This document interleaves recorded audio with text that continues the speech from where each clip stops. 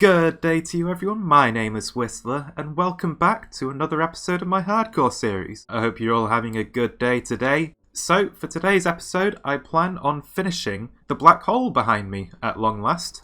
That's the project I've been working on for these last few episodes, and I'm glad that I've been able to see it through pretty much to completion, or at least completion after today. So yeah, that's one thing I'm pretty happy about, because it means that we'll be able to move on to other projects, including the upcoming mega project that I have yet to tell anyone about. Speaking of which, I should probably just keep these shulker boxes in my ender chest, that way I can mine sand whenever I want, and I don't have to go back for them. And I think I'm in need of ink for the black hole, because I think I ran out of the black dye for all of the glass that I've been using. So there's been a lot of black glass and grey glass and light grey glass, so it's ended up requiring a lot of ink sacs, and I don't have an ink fan, but that's okay, I like killing squid. It's quite fun, in this world at least. And as always, let's just buy some more glass!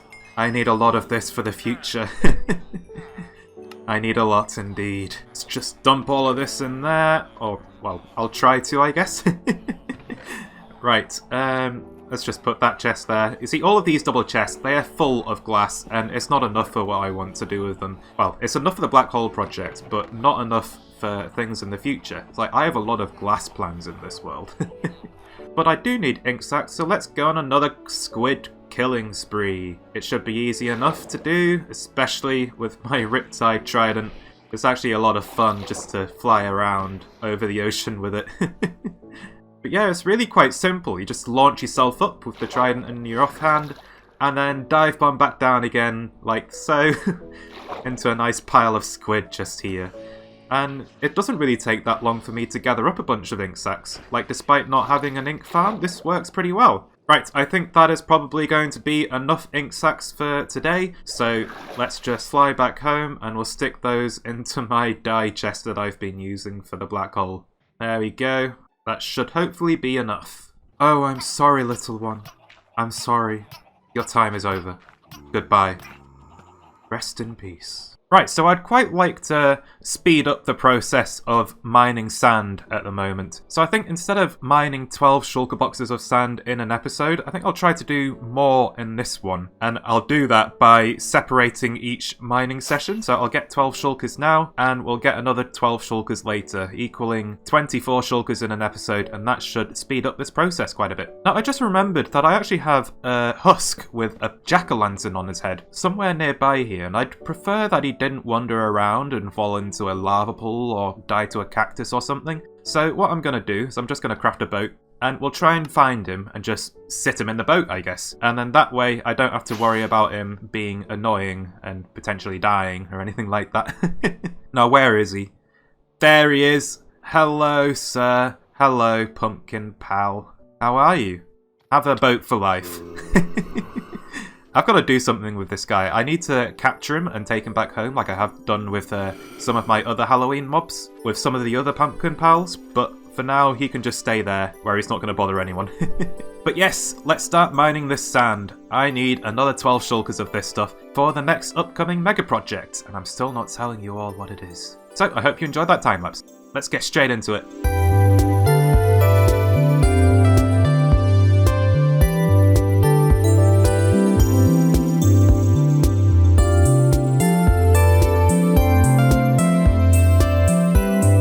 And welcome back everyone, I hope you enjoyed that time lapse. I now have an extra 12 shulkers of sand, which is brilliant because that puts me at around 36 shulkers of sand, I think. I think that's the correct number. Which means I'm now over a third of the way to my target number, which I think is brilliant. Let's see how close I can get before the end of this week's episode. And of course I need to reclaim these shulker boxes, so let's just move them all into my nice little chest collection of sand.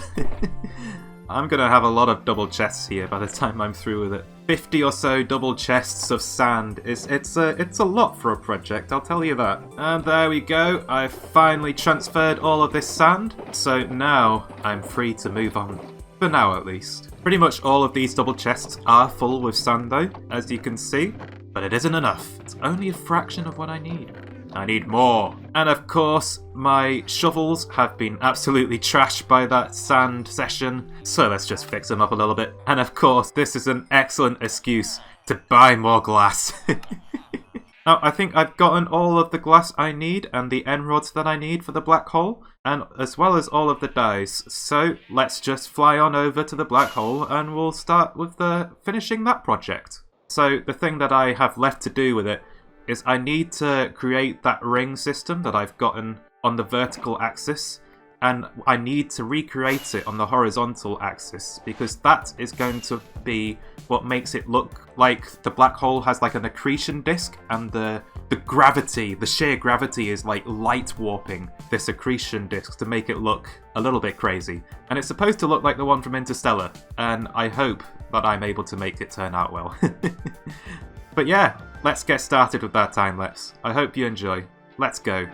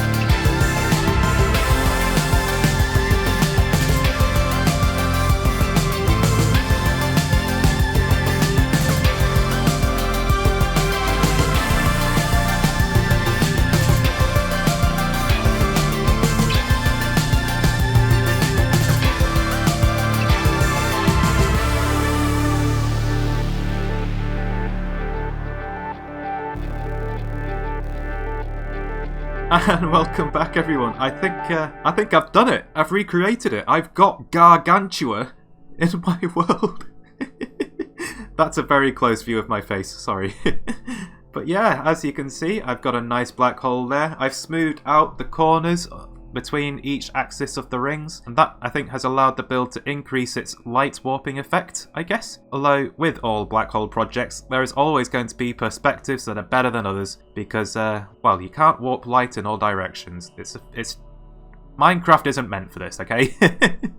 But as you can see, it's a beauty. I'm loving this. I'm loving the fact that I just have this in the background of my world now. And it's not a completely useless build either, it's my iron farm. Built with purpose.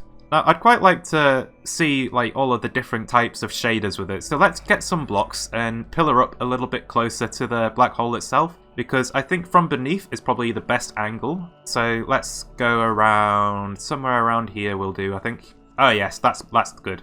So let's pillar up from here, and we'll turn on shaders, a bunch of different types, and see what it looks like. Ah yes, that's a good view. Let's turn on F1 and then we can see the black hole in all of its glory. That looks great to me. Well, there's a little bit of a rendering glitch there with the glass, unfortunately, but let's just turn on BSL and see what that looks like. Ah yes, this looks great. I love the way it looks like the light has been condensed in certain areas of the accretion disk. I think that's pretty cool. But I can push BSL one step further. So let's go to shader options, color, block light color, and intensity. Let's pull that all the way to the max. And hello. Hello. Now it looks like Gargantua. I've captured it. This is it right here. There is no better view than this one. Oh dear. So how well do you think I managed to capture the essence of Gargantua in Minecraft? It was definitely a challenge, but I think I've done pretty well with it. Now, I think we should probably check some of the different shaders as well. One of the other ones I like is Project Luma, and it's a little bit different looking. But look at that! It's reflecting the black hole within the black hole, and I think that's so insane. It's absolutely mental. And the other one that people like is Silda's Vibrant Shaders, isn't it? So let's select those and see what that's like. Oh yes, I love that silvery glow. Although this isn't like vanilla Silda's, I've changed like a couple of the settings with it. Because I think normal Silda's is way too yellow. But to show you all what vanilla Silda's looks like, let's just reset these lighting colours here. There we go. And this should make it look like normal Silda's. And there we go. It's a little bit too yellow for my tastes, but it does look pretty cool regardless. And the other one I like the look of is Silda's Enhanced Default. And I know that just sounds incredibly vanilla, but it actually changes a lot to do with reflections and all that kind of stuff. And the result is this incredibly metal looking album cover. I can just totally see like some sort of heavy metal band just having this like as their really cool looking album cover. Like it's just something to behold, really. I wish I could describe this thing better. And to show off Zeus, because I know some people like those shaders, this is what it looks like. I don't think it works well with this black hole, but it is okay regardless. I think the best part of Zeus for this black hole is the vertical axis, but the horizontal one doesn't work quite so well. Now I'm curious, because black holes are incredibly mind-boggling, let's turn on the acid shaders.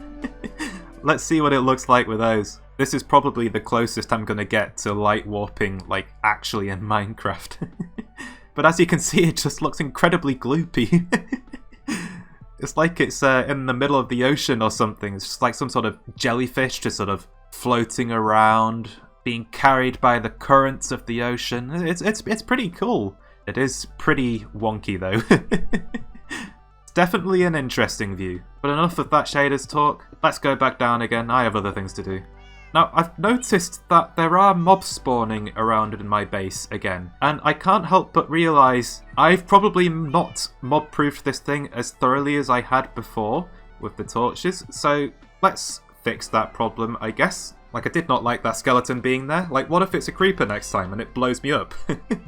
I'm a big fan of my base being spawn-proof, so let's fix that. Now, I think these two blocks here are actually full blocks, so let's remove those. We'll just put some stairs there, I guess. Yes, there we go. That part's spawn-proof again. There was a zombie here earlier that I just randomly flew in on, and I'm glad I know where it spawned.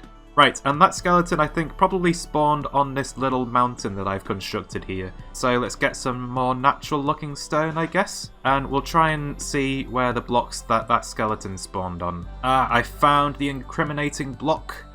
This one right here. Oh, I probably shouldn't have broken that, should I? Yeah, I've run out of slabs. Oh, there's another one there too, actually. I wonder how badly I've messed up on not spawn-proofing this mountain.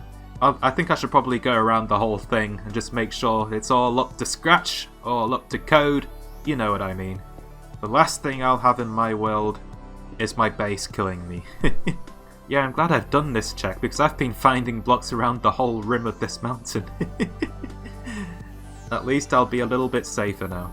Now, one of the other things I would like to do is I would like to place a nether portal right here, like a nice custom one. And I think I would like to move on from that idea and potentially dig like a nice little cave for it to be in. I think that would be pretty cool. And I think I've gotten a little bit of space in the mountain here. Let's just see what kind of directions I need to go in. Okay, so I need to... If I build a little cave, then I'll have to build it going towards the right, or I risk exposing myself up to the air again. So let's create a nice little hole here. I guess we should probably remove the gravel first. It's probably the easiest thing to do. You know, I should probably be setting up a beacon for this. Yeah, let's set up a beacon. That's going to make this process a lot faster. And there we go, we now have the beacon ready. And let's get started with digging in a nice little cave here. Hopefully it turns out pretty well. I just think it would be really cool to have like a nether portal entrance just here. So I hope you all like that time lapse. Let's get straight into it.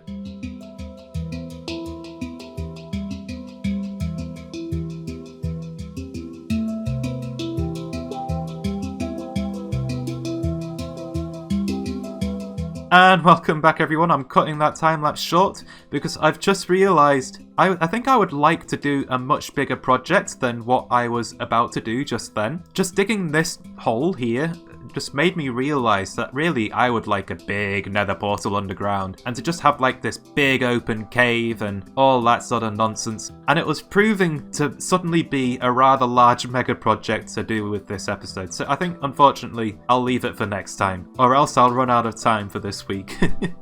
Although I do need to change some things about this cave, because as you can see I have a bit of a rendering glitch there, or is it a loading glitch? I don't know. But I clearly need to alter the shape of this cave because that's not looking good. It looks horrible looking like that. I don't want to be able to see through this mountain. And I guess it's time that I mine some more sand. So I hope to devastate this desert a little bit more. Let's get another 12 shulkers of the good stuff.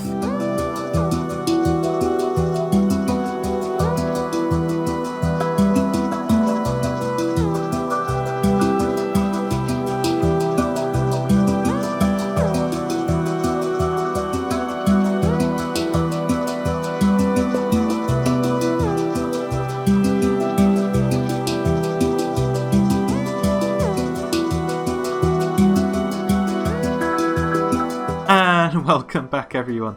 I hope you enjoyed that time lapse. I actually got a lot more sand than I was originally planning on. So I originally got the first 12 shulker boxes and then I stored that away in my sand collection back at my base. Then I grabbed another 2 shulker boxes to make up 14 and I thought I would go at it again. And so we've devastated the desert a little bit more, meaning I now have a grand total of, I think, 64 shulkers worth of sand. And if I keep going at this rate, then I'll have enough for what I want to do by the end of the next episode. So that's something for you all to look forward to, I guess. But yeah, as you can see, all of these shulkers are most definitely full. So let's gather all of this stuff up and head back home again.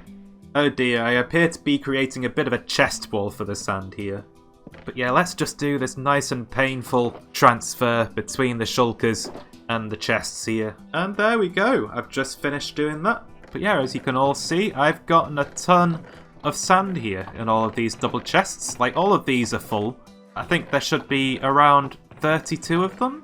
I might be wrong, there might be more. But yeah, let's just reclaim all of these shulker boxes so that I can use them again next time. And of course, I completely devastated my own shovels again.